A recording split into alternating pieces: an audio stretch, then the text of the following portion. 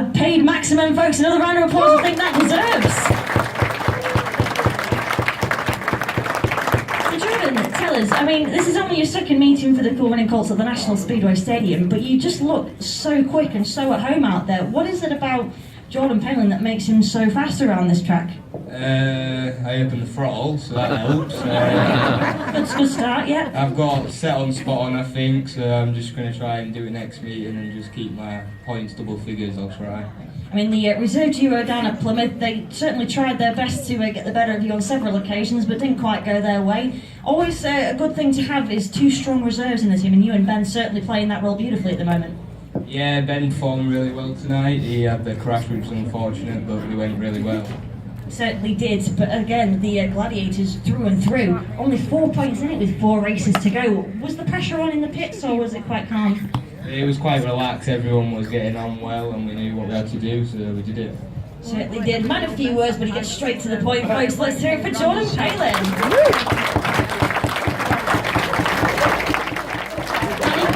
If you don't mind, can we pass over to young Ben over there just for a moment? I don't want you to talk. If I take your line, mate. We'll talk to Danny in a minute, of course. We all, of course, want to hear how Ben is doing. Ben, you're at the heart of some of the biggest drama tonight, getting into a bit of a tangle on heat number 14. Tell us what happened from your perspective, and most importantly, are you okay?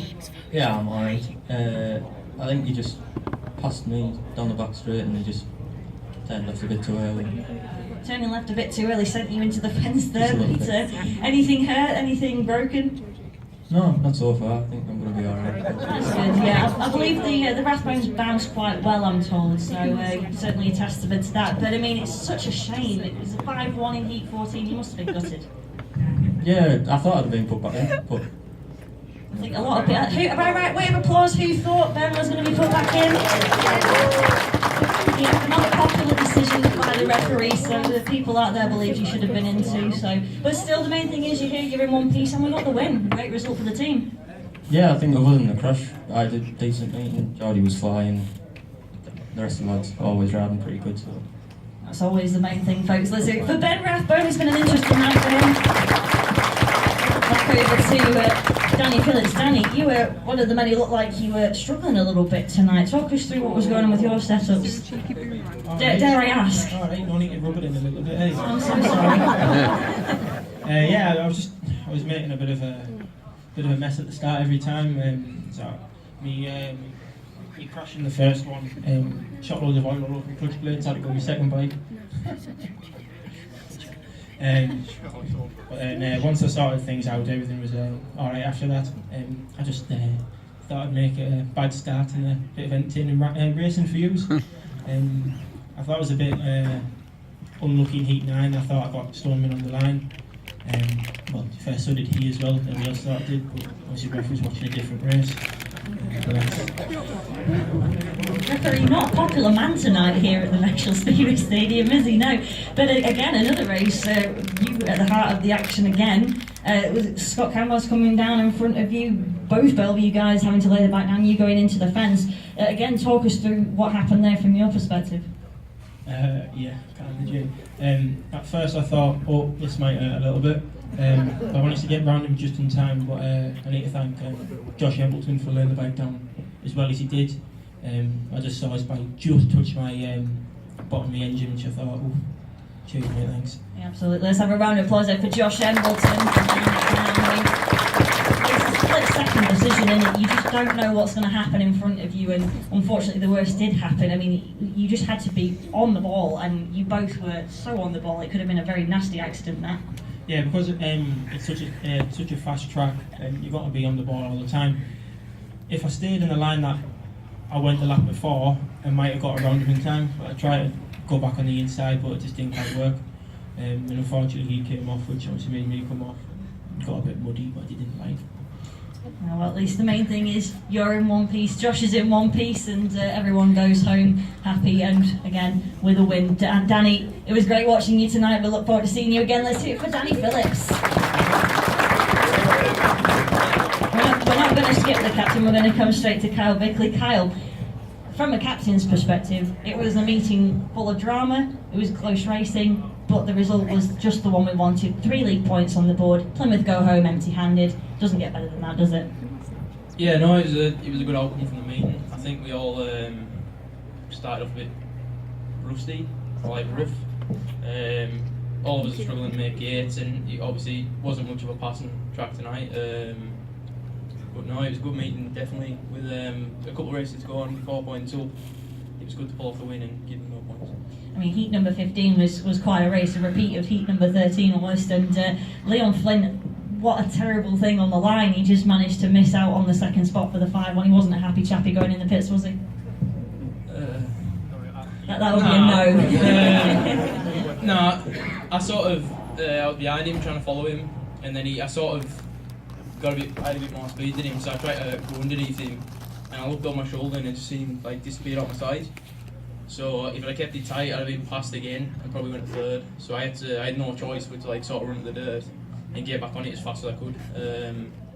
So I didn't know he was there, sort of thing. But you know.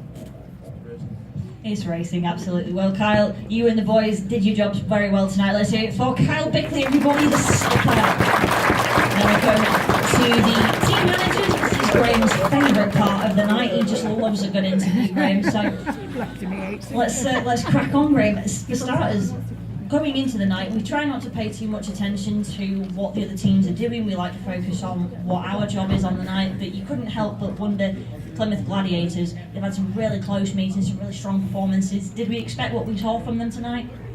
To be honest, it surprised me a bit, because I usually have a fairly reasonable idea of what to expect, and they really surprised me. Obviously we know Ben Wilson, because he's usually their first choice of guest for us, so we know what he can do around here, but you know, they really got stuck in. They came and give it a go, and you know, full credit to them for that. They're a bit unlucky to go away empty-handed, really.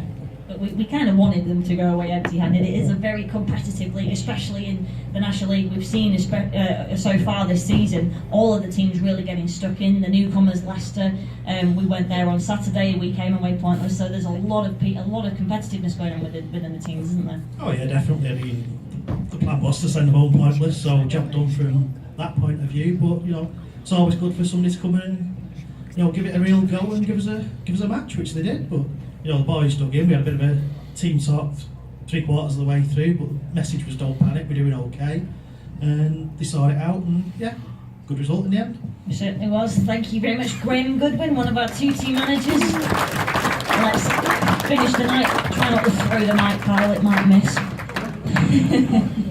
Over to Steve Williams. We'll wrap this up with you, Steve. We've just heard Graham there, obviously. Things did get extremely close. The Plymouth Gladiators didn't let us go for one moment during the course of the night. They kept the boys very honest, didn't they? They were cracking opponents. Yeah, I mean, you can't take any away from them, you know, they're making gates, making it difficult for us. But we had that team talk, like I say, 3/4 of the way through, and, you know, they had to use the tax up, you know, so we were still 4 up, so we knew that if we concentrated on efforts on what we could do, you know, the latter half of the meet, we could see it through, and that's exactly what we did. And then just tell us, obviously, 2 of our guys here involved in some of the bigger crashes of the evening. What was going through your mind when those guys were on the deck? Well, prior to that, Graham said to me, Ben's having a good night. And the next minute he was sprawled over the back straight, so I think we blame Graham for that one. Oh, but yeah, you know, it's speedway, sometimes happens, you know, it's just racing incident. But you know, Ben's rode really well tonight, and obviously Jordan, it's been immense, you know, he's got his first paid match, which is, you know, great for the lads. So really pleased with everybody. You know, Ben would have had a few issues, but he's come back. He's been out testing while I've been up here, so hopefully he can put them to bed. Let's hope so. Well, guys, it's been a pleasure watching you race here this evening. Let's hear it for the Cool Running Colts folks. Belle Vue, Danny Phillips, John Elliott, Ben Rathbone, and of course the rest of the boys. And we'll see you back here on Monday, May the 27th for the Belle Vue Aces versus Wolverhampton. Have a safe trip home.